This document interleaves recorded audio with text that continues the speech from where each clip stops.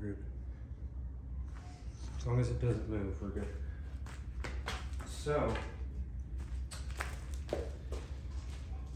TikTok created this program called TikTok Shop. And basically, you know how Amazon, you can review things? And a lot of people like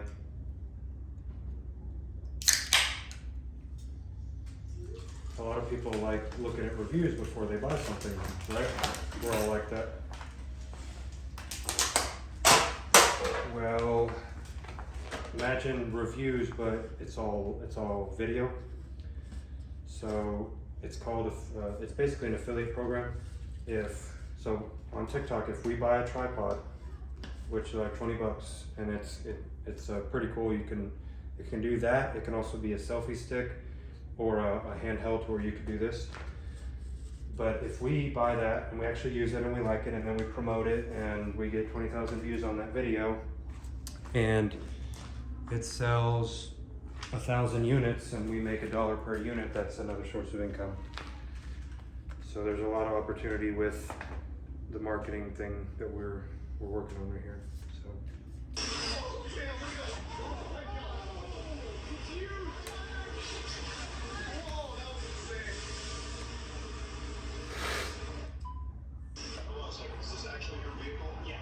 I think if we don't end up going up to the lady's place, that we could make this work. And if I just got a thing to drop a sheet or a curtain or whatever behind us, just if like, I don't really care that looks bad, because that you may not realize it or know it, but if I actually showed my shop and it got a lot of views, it would actually push the algorithm to make more, because people would be like, that's it, they would comment, because people like to comment negative stuff. So anyways, when you're negative stuff? Yeah, people like to hate on anything, like even good things. Like the biggest one that I see is content creators who they give away stuff, or they feed the homeless, or they just do give back content. Like that's their whole thing, and they make a lot of views and a lot of money. But the thing with that is a lot of the money that they make from TikTok, they use to do more giveaways and more giving to people. But people will be on all these videos in the comment section saying, yeah, but why don't you do it without the camera? And it's like, the comments that I always see that I agree with, it's like, he wouldn't be able to do it at the level he is if he wasn't making the money from the views. But they're gonna hate on anything, is my point. So in TikTok, I actually saw a video on it, and then later I searched it, but I just searched tripod, and that's one of them. So you can push a button and it'll extend out, pop out, or you can use it as handheld, or That one's showing $9. Yeah, so pretty inexpensive. I mean, it's kind of like Wish and Temu. It's similar to that, but see, like here. So this guy just makes a video about it. I mean, there's probably thousands of them, but it gets enough views. We get $1 or $5 per unit, whatever the percentage is. Affiliate marketing, affiliate profit. So that's Well, if it's only $9, you ain't gonna get $5. Yeah, but if you do end up getting 1 million views instead of 10,000 views, that's where you make the money, is the quantity. So it is New Year's Eve 2025, the last day of the year, and I figured the best way to start the new year would be to make our first official podcast. Sure. Absolutely. What do you think about the name? Have you thought about names?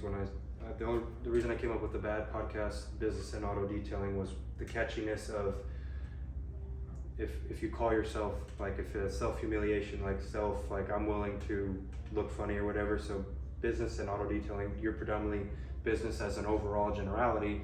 My business, I'm still do business, but it's mainly auto detailing. Like I said a minute ago, I reference auto detailing a lot because I speak in generals and analogies a lot.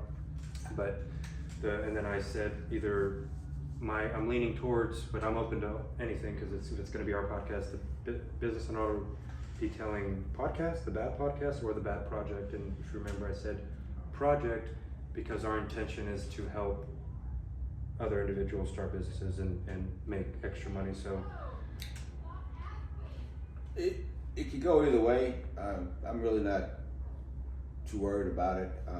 My main concern is, as I've told you before I die, I want 25,000 new businesses coming about from my input to help them, because I think a business name is important, but it's more important for people to make more money, save more money, and pay less taxes. Yeah. One of the things that and I'm going to go off on a tangent real quick. One of the things that people don't realize today, and it's because everybody's acclimated to paying taxes, is that depending on where you live, California, New York, for example, you could be paying as many as 92 different taxes. And I just had this discussion with my mother, with your grandma, a couple of days ago. And she's like, no, there's no way I'm paying so many taxes. I said, okay. You pay property tax, right? Mm-hmm. I said, you register your car every year, right? She goes, well, yeah. I said, there's probably 7 or 8 taxes on there. Okay? So let's say you go grocery shopping. There's a sales tax.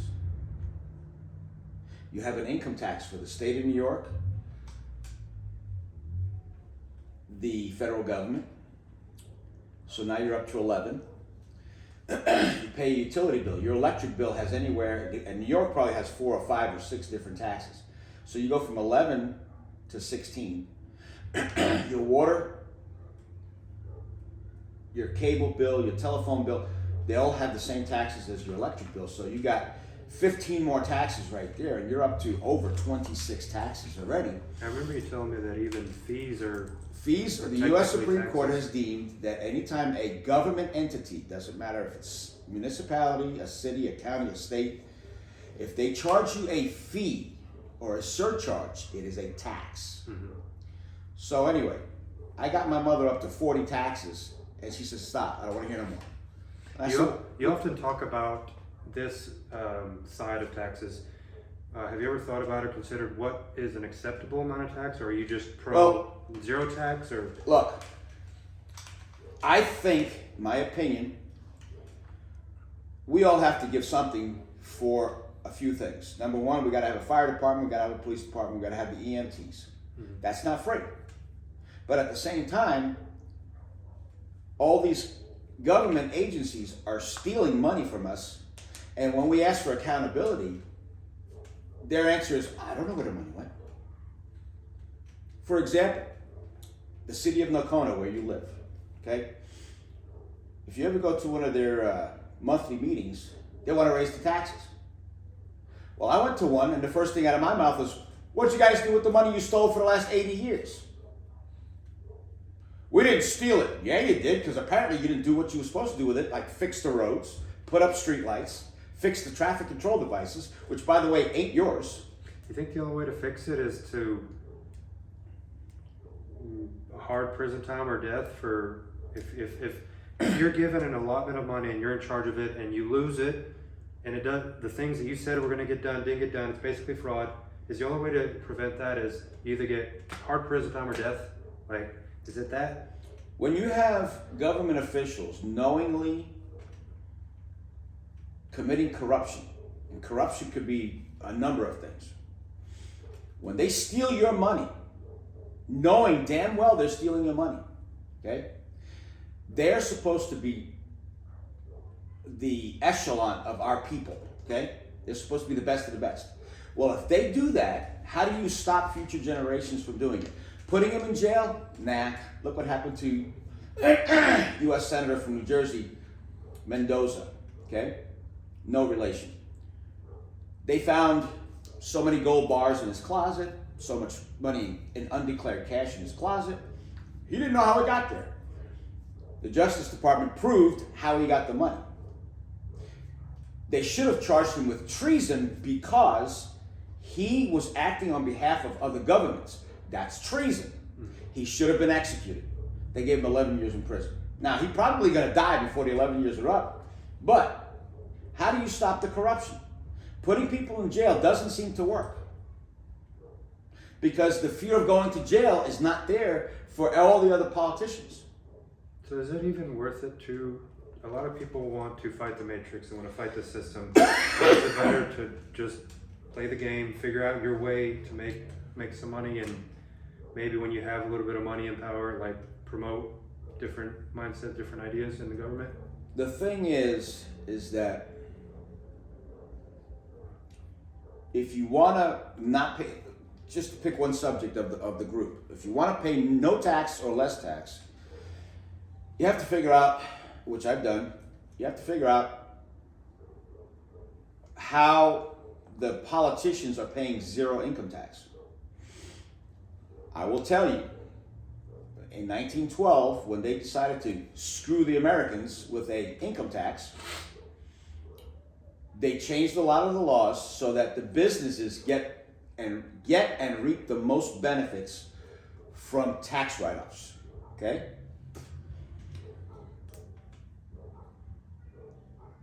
I'm going to give you an example. In 2010, ExxonMobil made $44.6 billion with a B dollars in profit, and they paid $34 million in income tax. And everybody's like, well, that's a lot of money. No. Let's drop off the 0.6. They made 44 billion plus in profit. If they would have paid 10%, they would have paid 4.4 billion. They didn't pay 4.4 billion.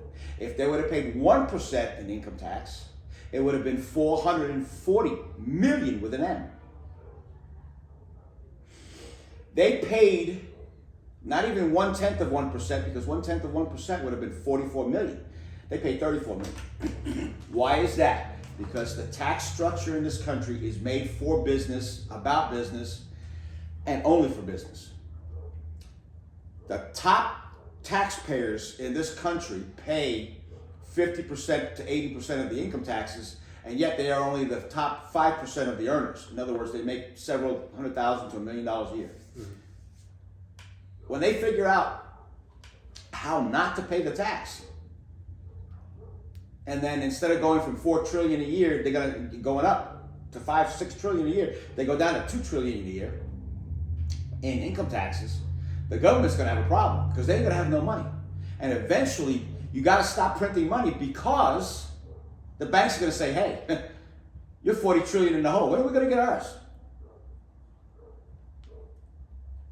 If the American government had to deal with their bills the way a normal person has to deal with, like you and I and everybody else out there, they would have filed bankruptcy a long time ago. Because as it is right now, at 4 trillion a year in income, even if the debt zeroed out and no interest was paid on it, it still take 10 years to pay that off. Wait a minute, you still got other bills. The military takes 28% of our budget. And at $4 trillion a year, 1 trillion, give or take a few pennies, goes to the military. And you know what? We gotta have a military. Strong military doesn't mean we're dictators. What that means is peace through strength. Okay? Why do you think China hasn't attacked us? Why do you think Russia hasn't attacked us? Because we have a strong military. Besides the rednecks in this country, me included, I'm a redneck. But anyway, you know, anybody that has seen the movie Red Dawn, you know what happens if they invade us. Every American with a handgun, rifle, or shotgun is going to be part of the militia. And they're going to be shooting at anything that isn't American made or American symbolized or whatever. There's a lot of people today that their focus is on changing the system. Have you ever... The system needs to be updated, and I'll tell you why. Because one of the things that's the most dumbest thing I've ever heard of, and me being a veteran, the favorite phrase in the military, and I work civil service as well, we got to keep the budget up. There's no incentive to save taxpayer money. They want to be broke by June so that they can ask for more money, so that fiscal year next year, they get 8, 10, 15% more towards their budget when they really don't need it. That's number one. Number two, politicians cannot make $200,000 a year or whatever they're making today, along with the best medical attention, because they represent people who either A, have crappy medical insurance, or B, have no insurance at all, and some of these people aren't making $20,000, $30,000 a year. You want to be a politician, you should work for free. And you should work for no more than 2 terms. Excuse me.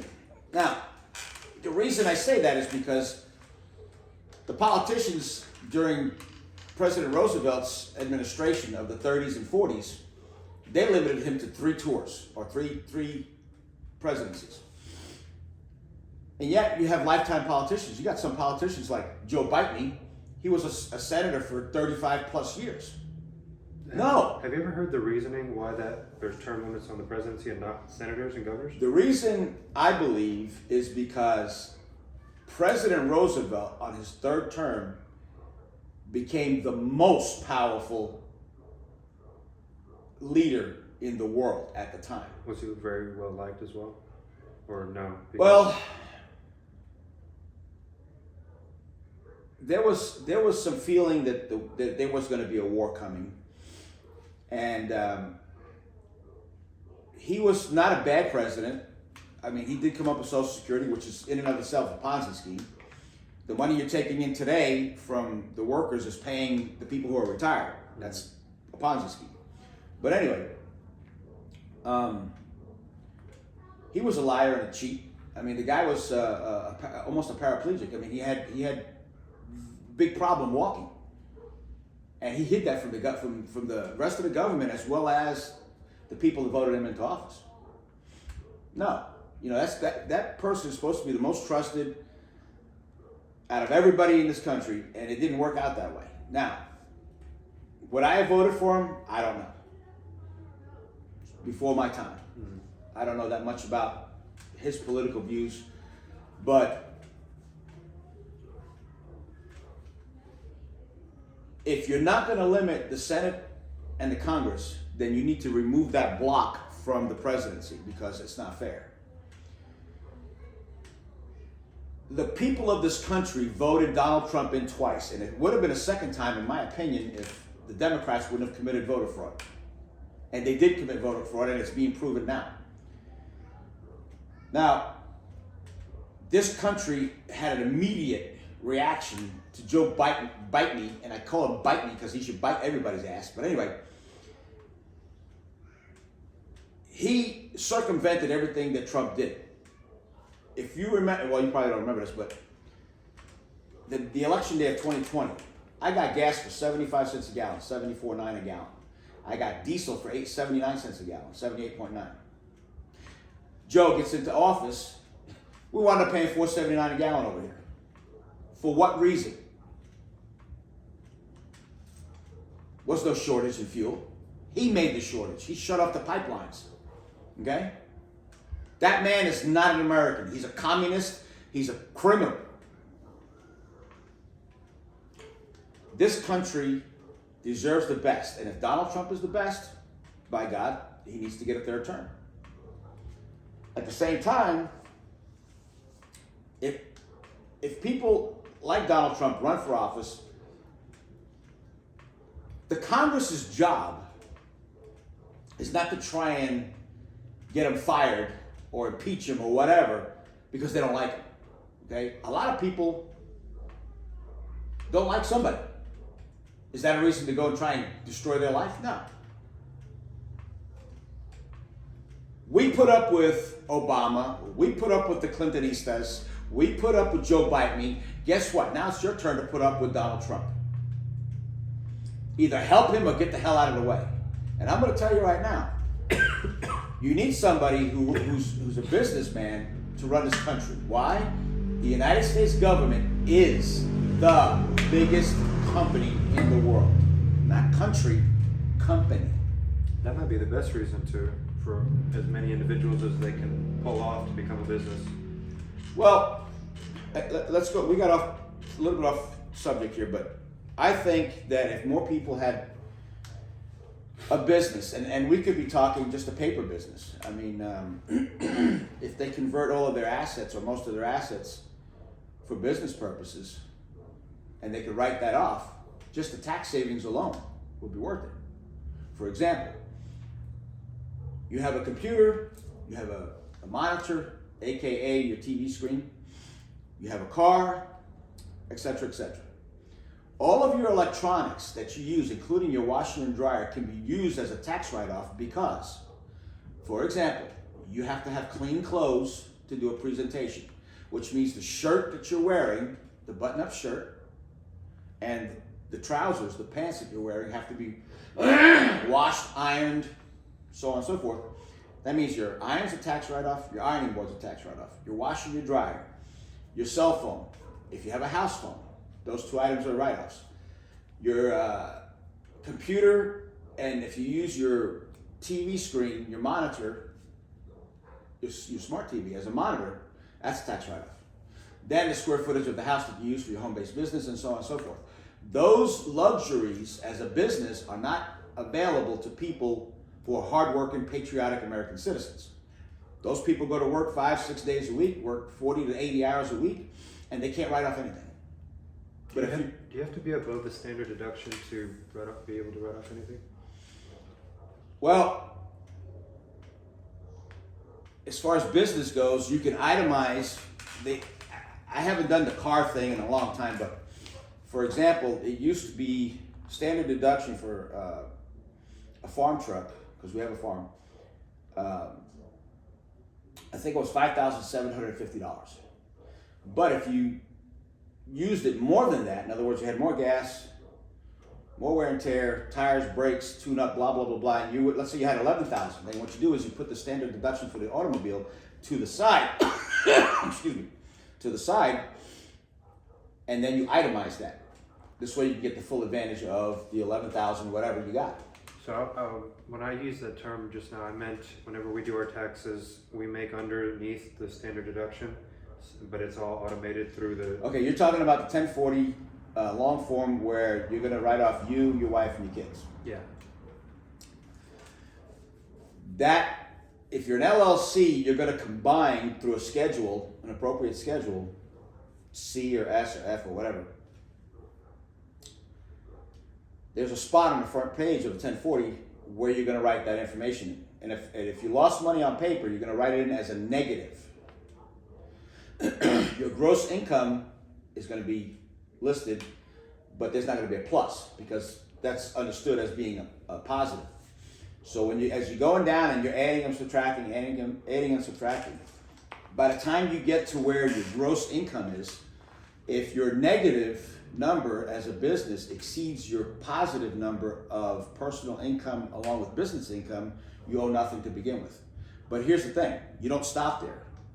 You go ahead and you write off all of the tax paid,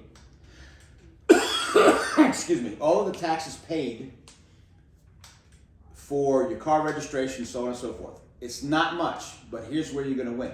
When you get down to the bottom, you get down to other taxes paid, and it says there's 6 to 10 different other criteria that's on there. You want to take off the gasoline tax and diesel tax. Like in my case, last year we used, 1,400 gallons in diesel off-road for farming. We have 3-wheelers, 4-wheelers, and we have 2 Ford 8N gasoline tractors. So, hypothetically, let's say let's use round numbers. I use 2,000 gallons for diesel. I use 4,000 gallons for gasoline off-road use. That means the federal government owes me 18.4 cents for gas and whatever for diesel, okay? So you multiply 2,000 times 18 cents, or whatever the numbers are, you're gonna come up with about $186, $300-something in sales tax that they owe you for gas. Yeah. They're gonna owe you so much for diesel. Now that's one. Number two, you file with the state to get back your gasoline tax and your diesel tax, because if it's off-road use, they have to give you that money back. Is that only if you're a farm or if you're an LLC in general? No. If you have, let's say you have a factory here in town, and you're running 6 gasoline forklifts. Those are not being used on the road for a number of reasons. Number one, you can't do more than 5 or 10 miles an hour. At the most 10 miles an hour, you're going to be a traffic hazard, so you're not going to use that vehicle on the road. But if you're buying gasoline from just a regular Conoco or Exxon or whatever over here in the corner, the tax is already included in the fuel.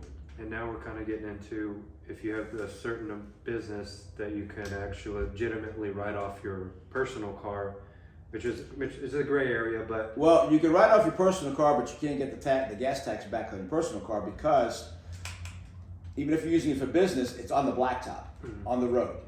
You have to pay tax on it, which you can't get around that. That's okay, but if you got somebody working for you that mows the grass every week, and you go through, let's say, $20, 20 gallons of gas, not dollars, 20 gallons of gas every week, that's over 1,000 gallons a year. If you live far enough south to where you have to mow your grass every week, 1,000 gallons at 18 point whatever cents it is, that's 180 something dollars. yeah. It's not a lot, but when you add 180 something and 165 from the state, and all of the taxes you paid, which you're entitled to get back, because some of the taxes you might not be able to get tax exempt when you go to buy something.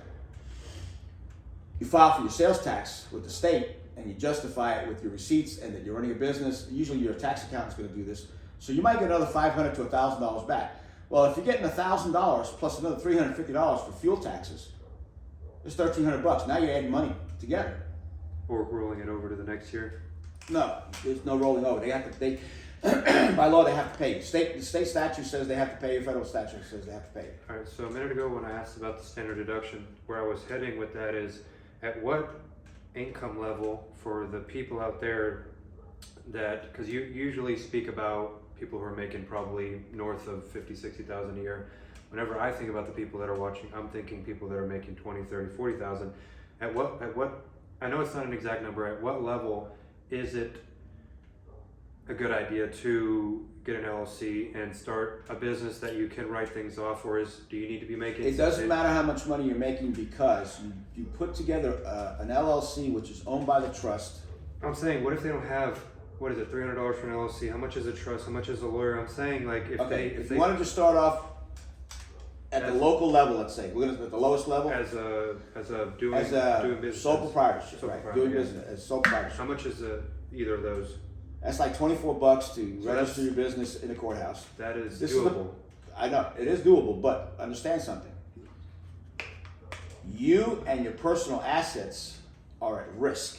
Yeah. Well, for most people, It's not going to be a big deal for most people, but I am of the fact that if you start off with the lowest risk possible, which is an LLC and a trust, Yeah. okay?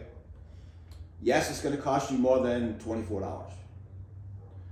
But at some point in time, when you start making money, you need to transverse into an LLC, which is owned by the trust, which you own. To explain what I'm talking about is, you own nothing. You put several layers of protection between you and your stuff. Somebody decides they're going to sue you for $1 million. They know you're making more than $1 million a year, so there's money to be stolen there. Taken through lawsuit there. Okay, but like if your LLC is in the Cayman Islands, good luck. Or if it's in America, but you have 90% debt against the. Well, that's a different way to do it. But what I'm talking about is, see, your mother and I have our businesses. All of our businesses are running on cash, and we have no debt. We have no mortgage on the house or the farm. We have no credit card payments. We have no car payments, no ranch or farm equipment payments, no personal loans. Okay, but the way I do it is different than most people are going to do it. I've been in business since I was 14 years old, legally since I was 18. But I talk to the accountants and the bookkeepers, if I have one. Some people are not going to be able to get one. And you tell them, look, I made a lot of money this year, right? Yes, you did. How am I looking? Am I going to pay? Am I going to break even? Am I going to owe? Well, you're going to owe big time. That's why I spent $43,000 on that tractor. We were going to pay $40-something thousand in income taxes. I went and bought a tractor for $43,000. I depreciated it for 3 years. So you wrote off 60 grand. So I wrote off roughly $60,000, which I wound up carrying over to the next year because I had a paper loss. So getting back to I'm trying to get your answer. Man, my allergies are killing me. Ooh. I'm trying to get your information, but dumbed down for someone who is making minimum wage or maybe a little bit more, and they're paying, I don't know what you pay, $1,000 at the end of the year because if you're making minimum wage, if you're making, let's say you're making $8 an hour, which is a little bit more than minimum wage, you shouldn't have to pay anything but Social Security tax. All right, so if you make enough to where at the end of the year you do end up making money, I don't know if that's $20 an hour. What I'm asking is, if it's $20 an hour and I can start a business making paintings and trying to sell them on social media or something to where there's a little bit of expense so that I can write these things off in my phone bill and this and that. I'm trying to make it like digestible for somebody watching this right now that I pay $1,000 at the end of the year because I make just too much money. Is this something that I could actually do where next year I write off just enough to where maybe I pay $100 in it? No, you want to write off everything you can and carry it over. The reason is it doesn't matter if you're a big business or a small business. You are allowed under the tax laws to write off your expenses. Why not write off, if you got $7,000 between actual expenses and depreciation, why not put the $7,000 down and carry $6,000 over, because you're going to get the $1,000 back. So I'm going to ask the same thing I just did a minute ago, but in a different way. Would it be intelligent or a good idea for somebody who knows that they paid $1,000 last year and they're probably going to pay $1,000 this year because maybe they made a raise, maybe they made the exact same amount of money. If they took that $1,000 and invested it into a side business, even if it fails and they lose the $1,000, they're ahead because they can write everything off. And then they had an attempt. They had a free lottery ticket at something working. The first 5 years of most businesses, they're allowed to write everything off and show a loss. There's only 2 entities in this country that can continually show a loss forever and ever in perpetuity. That's the real estate business and agriculture. Everybody else at 5 years has to start showing a profit. So what do? You're making $300,000, $400,000 a month. Congratulations. The government's going to be, hey, where's my cut? So at 4.5 years, you turn around and you start another business under the trust as an LLC, and that first business that's making buku bucks is going to support for the next 4.5 years the second business you just started. So with the first one, just cut even? What's going to happen is if you do it right, the way I'm saying, if your first business is supporting the second business, and your second business starts making money at 4.5 years, the 2 businesses now support the third business you're going to start 4.5 years down the road, or 9 years. Are those first 2 showing a profit, or are they breaking even? They have to show a profit, or they got to close the doors. So even if it's $1, they made $1 profit. If they show a profit, they got to record it, and if that's the case, yay. But you turn around and you go into a third business. Now, if you're making enough money to where you can buy, let's say, real estate, apartment buildings, houses, whatever. That'll offset all of that. The real estate business is how 90%, 95% of companies out there are able to keep their own money. And that's not thievery, that's not breaking the law, that's actually the tax codes, the way they're written. Because you're going to congeal everything that you have, you, not your companies, you, to where everything is working together to write off as much as you can, so that at the end of the year, you either at a negative $1 or a negative $1 million. And the way you get to a negative $1 million is because you have more write-offs than income. Write-offs doesn't mean you lost money. On paper, you lost money. The IRS allows you, on paper only, to lose money. Okay? Yeah. You can lose money theoretically as a business because of bad investments. But my point is that the structure of the tax code is made so that a business can make money at the same time losing money. You may win the lottery. What are you going to do? You're going to give them 25% up front, then you're going to wind up giving them another 25% because they said you made too much money. Yeah. No, what you do is you go and get a bunch of LLCs, and each LLC gets $500,000. Let's say you got $20 million for the next 30 years coming. Excuse me. You're going to need 42, 45 LLCs, that are each going to get 500,000 or less, and each one of those are going to buy stuff, equipment. This is a piece of equipment, and they're going to use it as a write-off plus the depreciation of the asset. That's how the government allows you to grow your business, okay? But at 5 years, where the cutoff is, okay, now you need to start paying us. No, you don't. Now you go and start another business, and they congeal, and now you start writing off the second business. So at the end of the year, the fiscal year, usually as corporations go, they file their taxes before September 30th, October 1st, whenever it is. But when they do that, they are showing the government, hey, we lost money. Yeah. As a total entity. As your entity, your umbrella, you know the tips of the umbrella? Yeah. Okay, think of each one of those tips when they come down as an LLC and a trust. That's why the rich get richer and the misinformed pay taxes. It's a good stopping point. I gotta go potty, and I gotta think too. we should switch it up.